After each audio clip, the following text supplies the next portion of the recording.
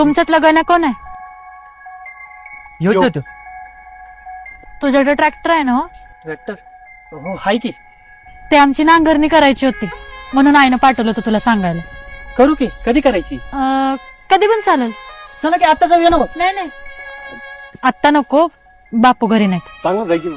काय काही नाही काही नाही उद्या येतो की. चालेल ये उद्या. हा. निघतो आम्ही. तुला कुठे आईने सांगितलं होतं ह्याच्याकडे जायला? सांगितलं होतं ग, तुला नाही माहित. मला सगळं माहितीये, तुझं काहीतरी चाललंय. गप ग.